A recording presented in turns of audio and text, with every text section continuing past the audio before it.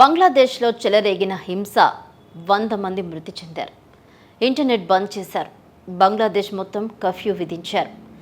మరోసారి హింస చెలరేగడంతో దాదాపు 100 మంది చనిపోయినట్లు అధికారులు తెలిపారు. ఇక వివరాలు చూస్తే బంగ్లాదేశ్ మొత్తం కర్ఫ్యూ విధించారు. మరోసారి హింస చెలరేగడంతో దాదాపు 100 మంది చనిపోయినట్లు అధికారులు అంచనా వేస్తున్నారు.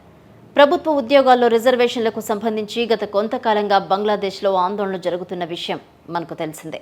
100 మంది పౌరులతో పాటు 1400 మంది పోలీసులు కూడా మరణించారు. దీంతో దేశమంతటా కర్ఫ్యూ ప్రకటించారు. బంగ్లాదేశ్లో 3 రోజుల పాటు సెలవులు ప్రకటించారు. హింసాత్మక ఘటనలు జరుగుతూ ఉండడంతో ఆర్మీ రంగంలోకి దిగి వాటిని అదుపు చేసే ప్రయత్నం చేస్తోంది. ఉద్యోగాల్లో రిజర్వేషన్లు, ప్రధాని షేక్ హసీనా తన పదవికి రాజీనామా చేయాలంటూ ఆందోళనకారులు పెద్ద ఎత్తున నినాదాలు చేపట్టారు.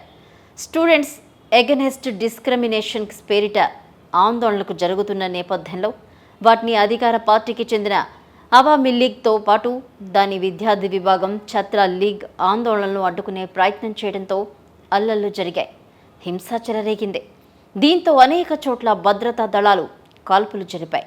ఆందోళనకారులు కొందరిని కొట్టి చంపినట్లు వార్తలు రావడంతో పరిస్థితి మరింత ఉద్రిక్తకరంగా మారింది. నార్సింగ్ ప్రాంతంలో అవామీ లీగ్కు చెందిన 6 నేతలను ఆందోళనకారులు చంపేయడంతోనే హింస మరింత చెలరేగింది. భారతీయులు బిక్కుబిక్కుమంటూ గడుపుతున్నారు. వాహనాలకు నిప్పు పెడుతున్నారు. పరిస్థితి ఉద్రిక్తంగా మారడంతో ప్రభుత్వం దేశమంతా కర్ఫ్యూ విధించింది.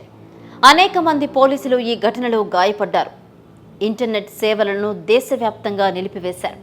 ప్రధాని షేక్ హసీనా ఆందోళనకారులను చర్చలకు ఆహ్వానించినా వారు తిరస్కరించడంతో ఎప్పుడు ఏం జరుగుతోందన్న టెన్షన్ అయితే నెలకొంది. వరుసగా బంగ్లాదేశ్లో హింసాత్మక ఘటనలు జరుగుతుండడంతో భారతీయులు బిక్కుబిక్కుమంటూ గడుపుతున్నారు. ఏదైనా ఇబ్బంది ఎదురైతే భారతీయ పౌరులు తమను సంప్రదించాలంటూ భారత రాయబార కార్యాలయం పేర్కొంది. సబ్స్క్రైబ్ చేయండి. మరిన్ని వీడియోల కోసం బెల్ సింబల్ పై క్లిక్ చేయండి.